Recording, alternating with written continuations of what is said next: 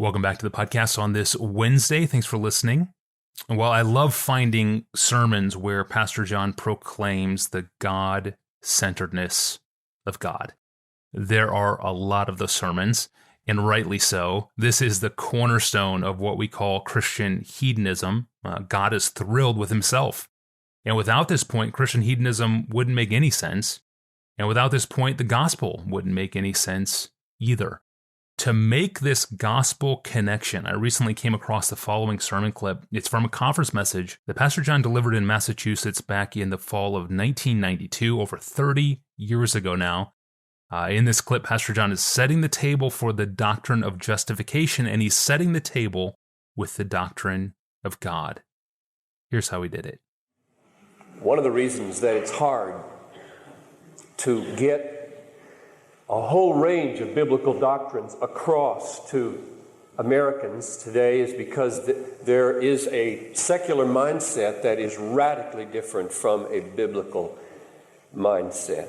Let me try to unpack what I mean by a secular mindset. The secular mindset is not necessarily a mindset that denies the existence of God, nor necessarily a mindset that denies even the truth of the Bible.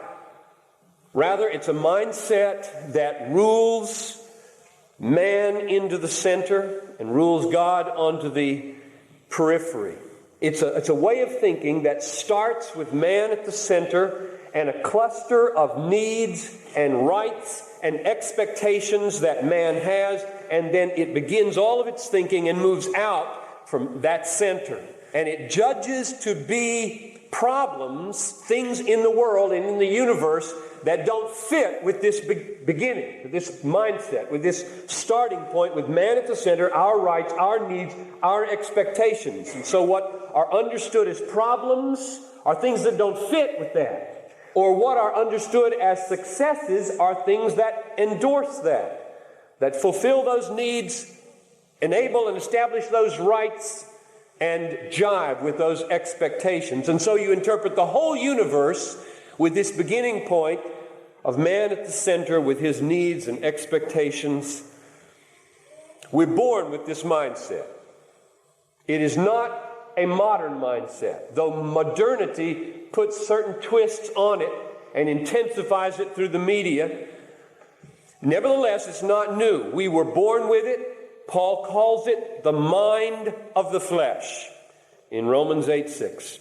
He calls us, apart from grace, the natural man. That's the way we think. We come into the world with this mindset. You don't get it. It gets reinforced every hour of the day in America through every form of journalism and television and radio and all kinds of media, books, newspapers. But you didn't get it from the newspapers. It was part of your nature. And you don't even know you have it. The world does not know they have this mindset until it collides with another one, namely the one in the Bible.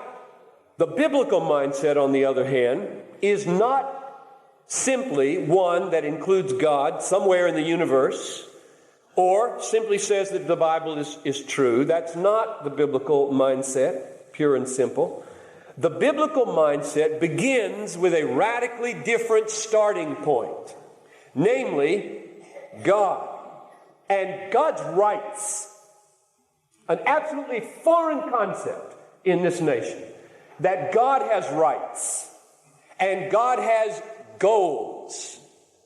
And when you start with that at the center and then move out, you define problems in the universe very differently than if you start with yourself at the center. Problems emerge as what doesn't fit with God's intentions and God's goals and God's rights and His will to manifest God. And so you just see the universe totally differently when you begin with God at the center, His rights and His goals as the assumption of the universe. Is the basic riddle of the universe to preserve man's rights and solve man's problems? Say, the right of self-determination or the problem of suffering. Or is the basic riddle of the universe how an infinitely worthy God, in complete freedom, can display the whole range of his perfections adequately for all to see, and if they will, to worship and enjoy. Is his holiness and power and wisdom and justice and wrath and goodness and truth and grace the agenda of the universe? Is the meaning and purpose of everything to manifest God, to display God, to exalt God? Or are we the center? Are we the measure? Are our rights the thing to be guarded? Do we create and define the problems in the world? Now, how you answer that question will determine whether or not you can understand the biblical teaching about justification. If you start with man at the center, with all of our natural tendencies of the human heart to assert our rights and our wants and our expectations, you will assess the doctrine of justification radically differently than if you begin with a biblical mindset that has God at the center with his goals and his rights uppermost. Understanding the doctrine of justification, especially the ground of it, requires grasping the God-centeredness of God. Until you feel that God is uppermost in the heart of God, that the most passionate heart for God in the universe is God's heart, until you feel that, you won't have an adequately biblical grasp on the doctrine of justification. God does not disobey the first and great commandment.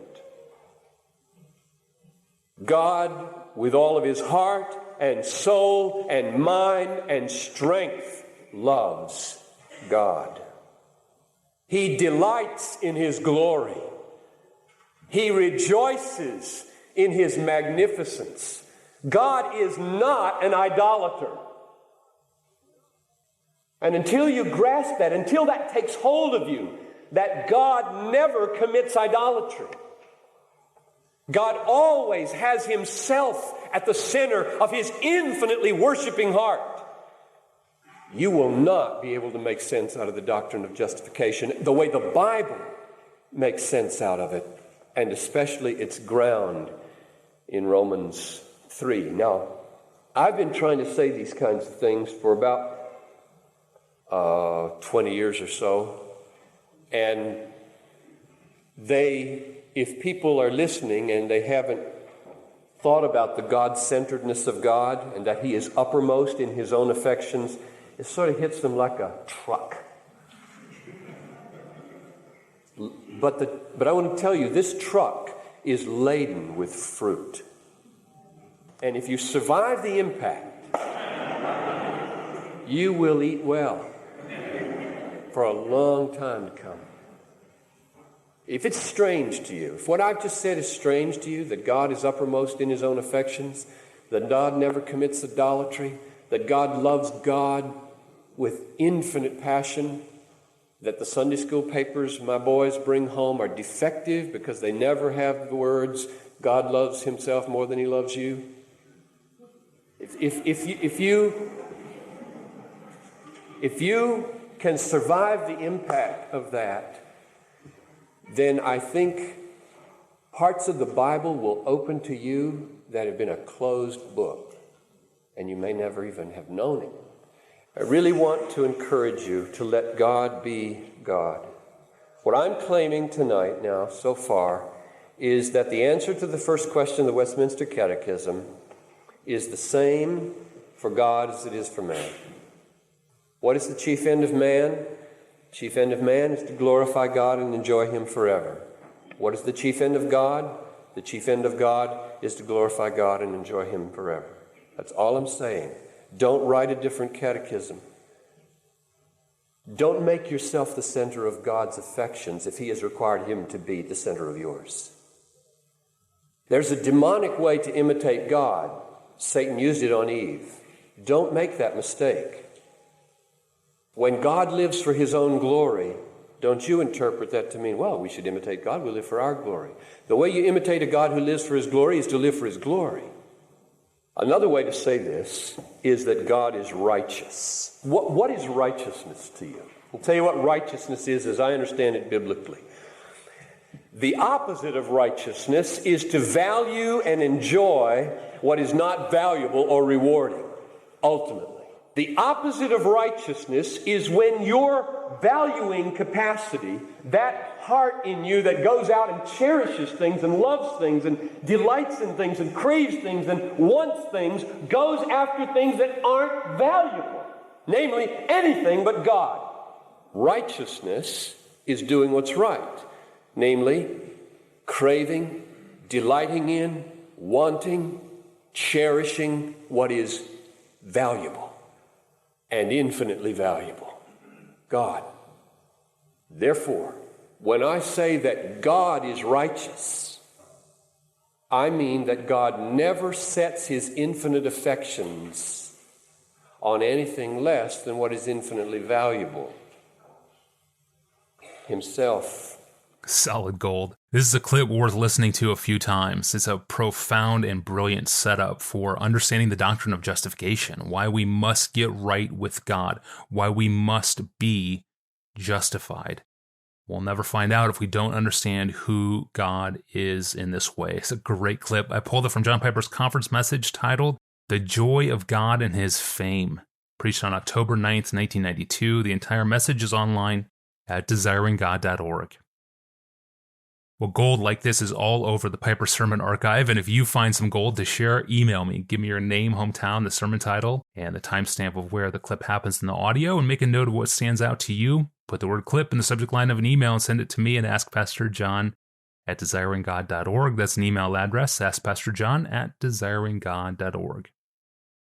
Well, speaking of the God-centeredness of God, on the flip side of this doctrine, we also find one reason why many people walk away from the gospel and reject Christ outright. In fact, that is the story of Oprah Winfrey and why she rejects the God of the Bible. We'll hear her tragic story next time when we are rejoined in studio with Pastor John on Friday. We'll see you then.